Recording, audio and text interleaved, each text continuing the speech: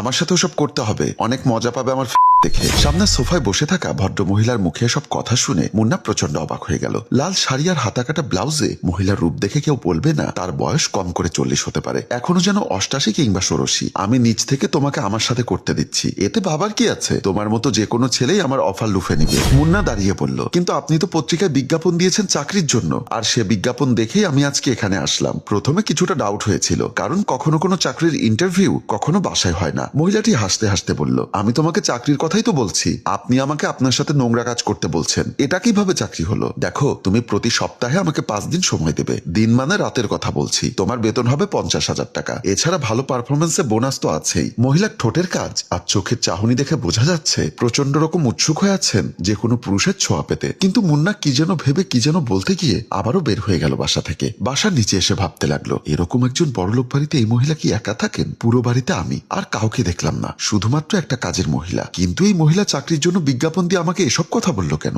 আর এই কাজের জন্য 50,000 টাকা বেতন অফার করলো। মুন্নার মাথায় কিছুই আসছে না। পরদিন একটা রেস্টুরেন্টে মুন্না দেখা করলো তানিয়ার সাথে। তুমি কি এখনো কোনো চাকরি পাচ্ছ না? তোমার কথাটা আমি কি করে বাসায় বলবো বলো তো? দেখো, আমি কিন্তু তোমাকে আবারও বলছি, আমাকে বিয়ের জন্য খুব চাপ দিচ্ছে। তাছাড়া তুমি বেকার বসে আছো আজকে 2 বছর। একটা যোগ্যতা সম্পন্ন মানুষ 2 বছরেও কিভাবে একটা ভালো চাকরি পায় না সেটা আমার বুঝে আসে না। আমি তো অনেক চেষ্টা করছি। হ্যাঁ, চেষ্টা করছো তো। আর এই কথাটা শুনে আসছি আমি আজকে 2 বছর ধরেই। আমার এসব ভালো লাগছে না। চাকরি পেলে আমাকে জানাবে, না হলে কিন্তু আমি যখন তখন বিয়ে করে ফেলবো। রাতের বেলা বিছানায় বসে মুন্না ভাবতে লাগলো, মাস্টার্স শেষ করেছে আজকে 2 বছর হয়ে গেল, কিন্তু এখনো পর্যন্ত একটা চাকরি কিছুতেই সে ম্যানেজ করতে পারছে না। তাছাড়া এই যুগে ঘুষ দেবার মতো ক্ষমতা তার নেই। এছাড়াও তার কোনো মামা খালু বা চাচা নেই যে তাকে অনায়াসে কোনো একটা ভালো চাকরি এনে দিবে। ভালো চাকরি সে তো অনেক দূর, একটা দারোয়ানের চাকরি পর্যন্ত পাচ্ছে না সে। তখনই হঠাৎ মনে পড়লো ওই মহিলার কথা। মোবাইলে বিজ্ঞাপন দেখে দ্রুত ছুটে গিয়েছিল সে, কিন্তু সেখানে গিয়ে ওই মহিলার এসব কথাবার্তা শুনতে হবে সেটা মুন্না ভাবতে পারেনি। মনে মনে ভাবতে লাগলো একবার ওই মহিলার কাজ করবে কিনা।